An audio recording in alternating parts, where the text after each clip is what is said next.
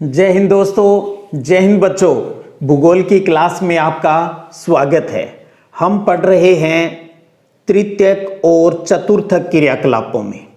आज के इस अंतिम वीडियो सेशन में हम टॉपिक को आगे बढ़ाएंगे। इससे पहले हम तृतीयक क्रियाकलापों के प्रकारों को समझ चुके हैं और जिसमें लास्ट में हमने टूरिज्म के बारे में अच्छे से जानकारी है वो प्राप्त की।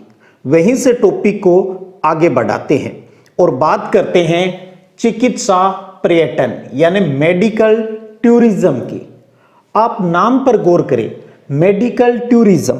टूरिज्म मतलब यात्रा हो रही है, लेकिन यहां यात्रा किस उद्देश्य से हो रही है? मेडिकल के लिए, यानी चिकित्सकीय जो कार्य है, चिकित्सकीय जो सुविधा है उसको प्राप्त करने के लिए यात्रा हो रही है।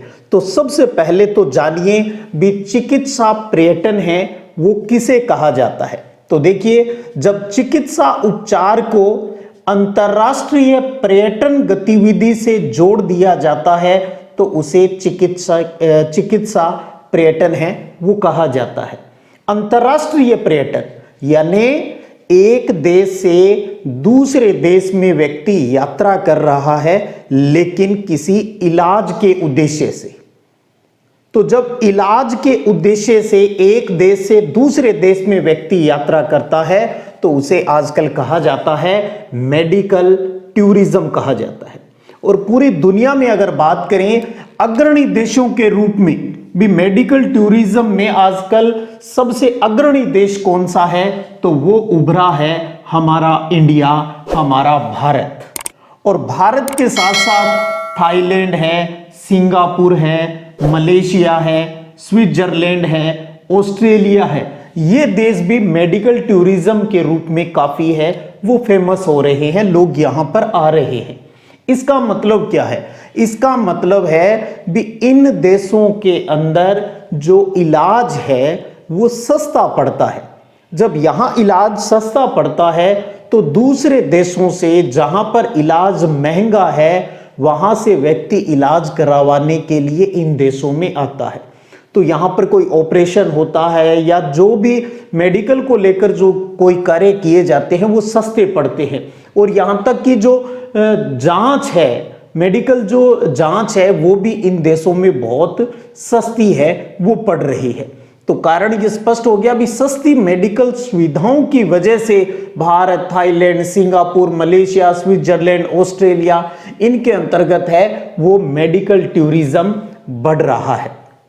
अगर इस मेडिकल टूरिज्म को और अधिक विस्तृत किया जाए और अधिक ये अच्छे से ज्यादा पनपे तो इसके लिए एक कार्य और अपनाया जा सकता है और वो है बाह्य स्रोतन, अर्थात जिसको कहा जाता है इंग्लिश में आउटसोर्सिंग।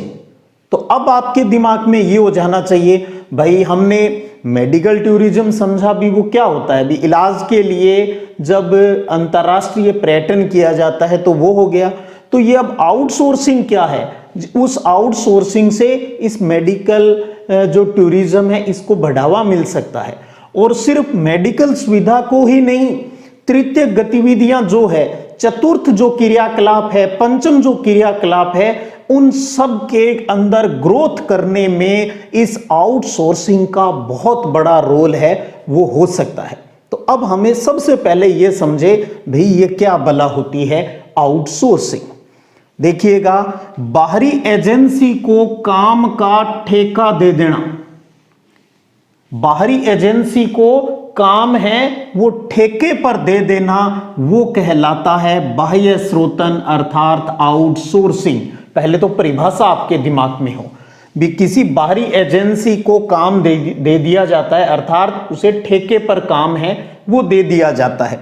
इसका उद्देश्य या इसका लाभ क्या होता है? इससे दक्षता, जो सेवा हम प्रदान करते हैं उसकी एफिशिएंसी है उसके अंदर सुधार आता है और लागत है वो घट जाती है।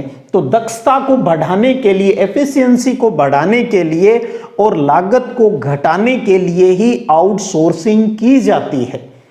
अब एक चीज यहां आप समझिएगा, आउटसोर्सिंग कौन करता है या आउटसोर्सिंग है वो किन क्षेत्रों में होती है? इन चीजों को भी हमें समझना है। देखिए, अगर सबसे पहले हम सरकार की बात करें, सरकार क्या करती है, सारा काम खुद के अपने वर्करों से नहीं करवाती। क्योंकि उसे लगता है भी उसमें ज़्यादा टाइम लगेगा, हो सकता है ज़्यादा खर्चा आए और चीज़ टाइम पर तैयार नहीं हो। तो गवर्नमेंट क्या करती है, आगे प्राइवेट कंपनियों को ठेके पर दे देती है काम। जैसे आप कोई हाईवेज ही ले ले, एक हाईवे का ठेका दिया जाता है, कोई 500 किलोमीटर का, 100 किलोमीटर का, तो एक ठेकेदार को काम पर दे दिया जाता है। सरकार का काम फिनिश हुआ, बस निगरानी रख लेगी ऊपर भी ये काम सही कर रहे हैं कि नहीं कर रहे। जब वो एक बड़ा ठेकेदार होता है, उसे भी लगता है यार काम थोड़ा ज्यादा है, तो क्यों ना मैं भी इसको काम को आगे छोटे छोटे ठेकेदारों को दे दूं। तो वो भी आगे काम पर छोटे छोटे ठेकेदारों को काम दे देता है। जिस एरिया में काम चलता है उस एरिया की ही किसी कंपनी को, लोगों को काम है, वो ठेके पर दे दिया जाता है।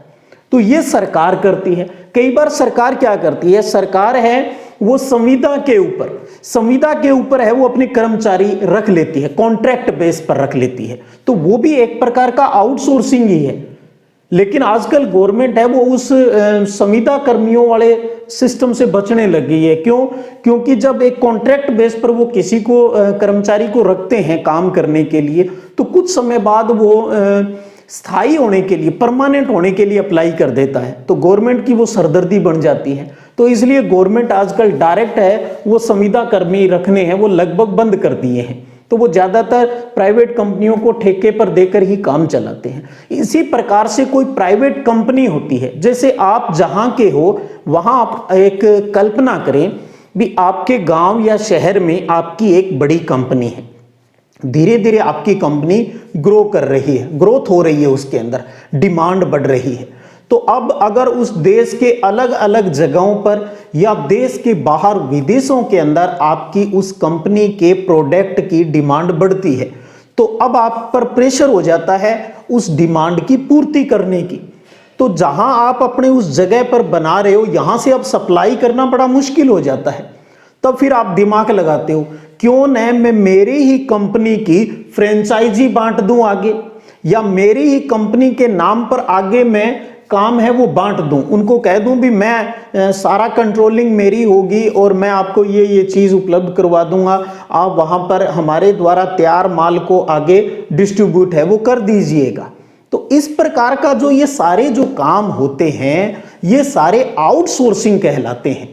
उससे क्या होता है, सरकार की थोड़ी सरदर्दी कम हो जाती है, कंपनियों को भी फायदा हो जाता है, उन्हें बहुत ज्यादा वर्कर है वो खुद को नहीं रखने पड़ते। क्योंकि अगर वो कंपनी खुद ही अपना काम बढ़ाएगी तो वर्कर बहुत ज्यादा हो जाएंगे और उनको संभालना, मैनेज करना कितना मुश्किल काम, सरदर्दी भरा काम हो जाता है। तो सब अपने अपने फायदे के लिए, तुलनात्मक दृष्टि से लाभ प्राप्त करने के लिए ही, चाहे सरकार है चाहे प्राइवेट कंपनियां हैं, वो आउटसोर्सिंग का सहारा लेती है। बाहरी एजेंसी से काम करवाना अर्थात काम को ठेके पर देना, वो कहलाता है आउटसोर्सिंग कहलाता है। इसके साथ साथ आउटसोर्सिंग के कई प्रकार भी हो सकते हैं भी, किन किन के बीच आउटसोर्सिंग हो रही है। जैसे फॉर एग्जांपल हम अवतरण की बात करें, जिसे कहा जाता है इंग्लिश में ऑफशोरिंग कहा जाता है। ऑफशोरिंग इसका मतलब क्या है? ऑफशोरिंग का मतलब है जब बाह्य स्रोतन में अर्थात आउटसोर्सिंग में काम है वो समुद्र पार के देशों में करवाया जाता है, तो उसे ऑफशोरिंग कहा जाता है। एक तो होता है अपने ही देश के अंदर काम करवाना, अलग अलग जगह पर अलग अलग लोगों से आउटसोर्सिंग के माध्यम से ठेके पर देकर काम करवाया जाता है। एक होता है भी एक कंपनी किसी दूसरी देश के अंदर काम है वो ठेके पर दे देती है। इंटरनेशनल जो कंपनियां हैं वो अलग अलग देशों के अंदर अपने जो प्रोडक्ट है वो बेचती है। जियो है तो जियो आपको भारत के अंदर, भारत के बाहर भी इनके डिस्ट्रीब्यूटर है वो आपको मिल जाएंगे। आपको कोई जियो का मोबाइल लेना है तो आपके हर छोटे बड़े शहर में उनके डिस्ट्रीब्यूटर मिल जाएंगे। काम बांट दिए जाते हैं और काम का बंटवारा ही एक तरीके से आउटसोर्सिंग है, और उसी को हम कह रहे हैं बंटवारे का मतलब यहां है भी उसकी जिम्मेदारी तय कर दी, हमने उसको काम ठेके पर दे दिया, भैया इतना काम कर देगा, इतना पैसा मिल जाएगा, तो वो आउटसोर्सिंग है। और जब यही काम समुद्र पार के यानी दूसरे देशों के साथ करवाया जाता है तो उसे ऑफशोरिंग कहा जाता है। कहां होगा ये, किन इलाकों में होगा? सबसे बड़ा, कोई भी जो आउटसोर्सिंग करेगी, चाहे सरकार करे चाहे कंपनियां करे, कोई भी करती है, वो पहले अपना लाभ देखेगी।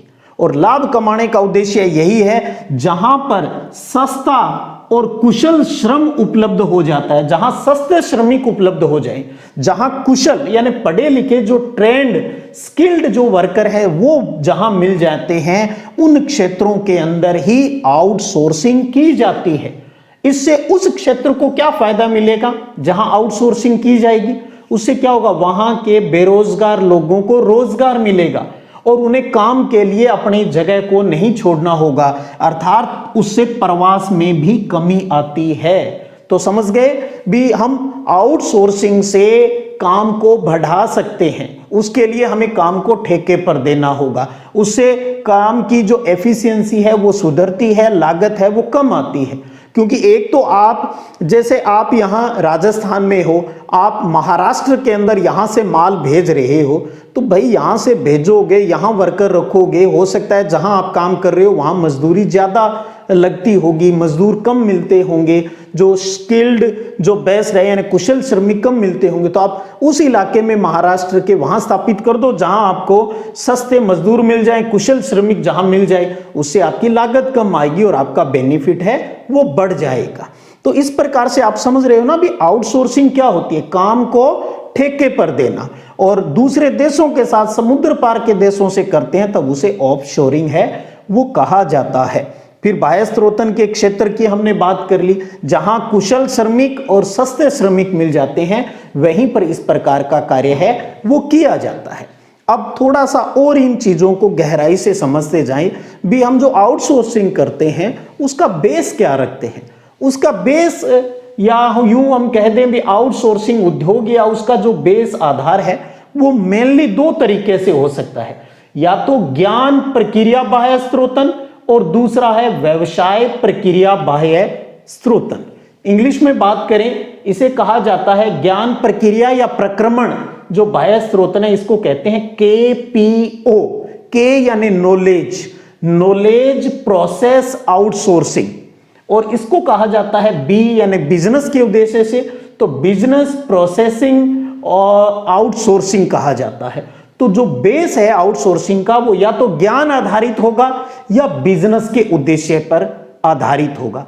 जब आप ज्ञान आधारित कोई आउटसोर्सिंग करते हो, जैसे कि रिसर्च और डेवलपमेंट के जो काम होते हैं, ई लर्निंग है, ई लर्निंग, अब जैसे दुनिया में कहीं भी एक आदमी कहीं पर भी पढ़ा रहा है और दुनिया के किसी भी कोने में उसका लाभ है वो लिया जा रहा है इंटरनेट के माध्यम से। व्यवसाय यानी बिजनेस का रिसर्च किया जाए, कानूनी प्रोफेशन जो वकील होते हैं प्रोफेशनल्स उनकी बात, या बैंकिंग सेक्टर से जो कार्य होते हैं, ये सारे ज्ञान आधारित काम होते हैं। और जो ज्ञान आधारित काम का किसी दूसरी जगह स्थापना की जाती है तो उसे ज्ञान प्रक्रिया बाह्य स्रोतन KPO कहा जाता है। तो KPO की फुल फॉर्म और प्लस उसमें कौन सी क्रियाएं मुख्यतः शामिल रहती है, ये थोड़ा आप परीक्षा की दृष्टि से ध्यान रखिएगा।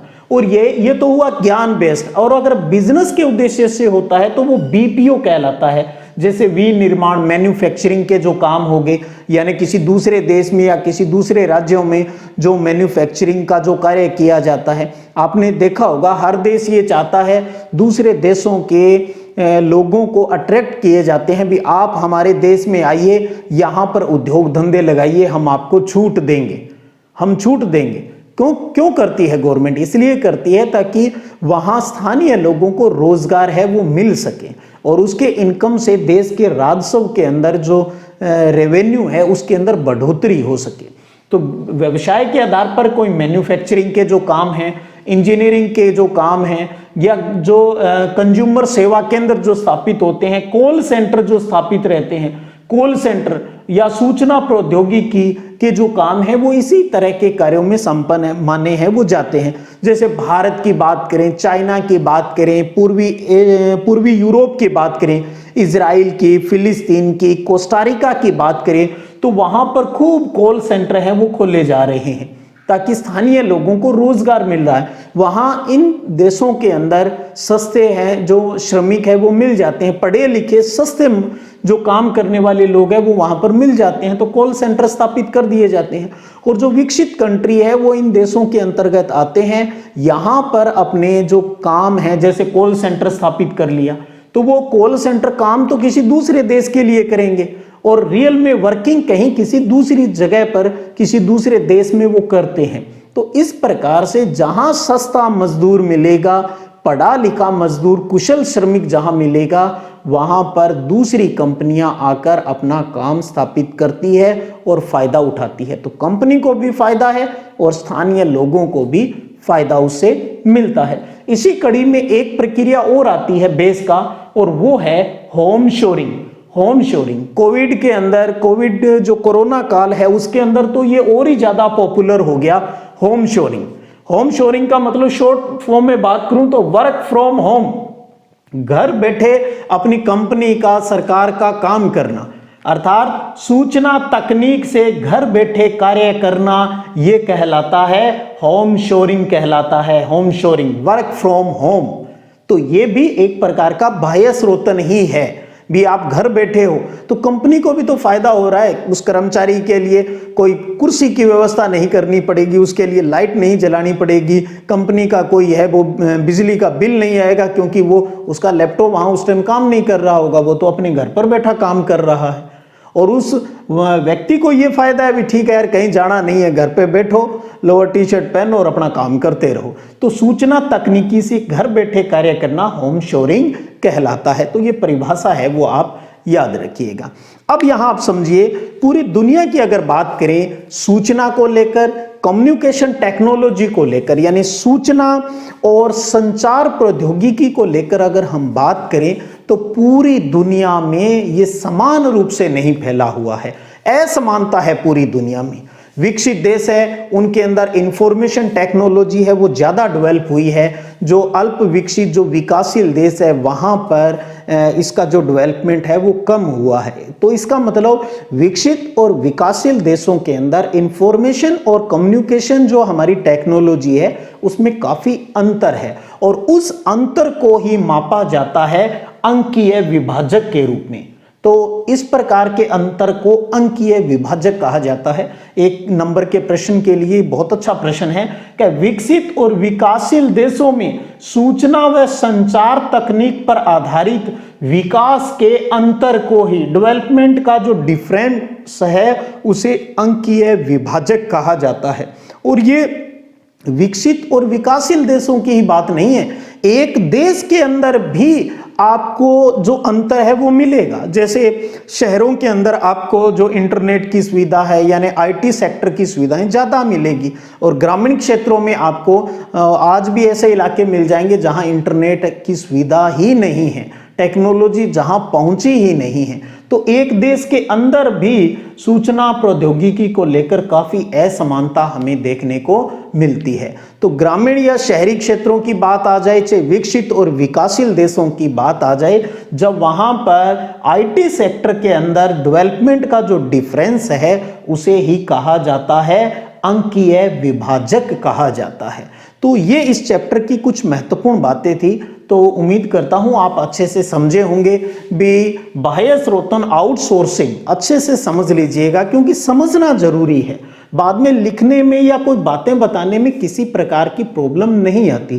काम को ठेके पर देना है, अब किसको देते हो, किस जगह देते हो, वो अपना लाभ देखोगे आप भी, किस तरीके से लाभ मिल सकता है। तो काम को ठेके पर देना ही आउटसोर्सिंग बाह्य स्रोतन है वो कहलाता है। क्या उसके लाभ है, कहाँ किया जाता है, उससे उस जगह को क्या फायदा मिलता है, भी लोगों को रोजगार मिलता है, वो ज्ञान आधारित केपीओ है या बिजनेस के उद्देश्य से बीपीओ है, ये आपको थोड़ा सा ध्यान रखना है।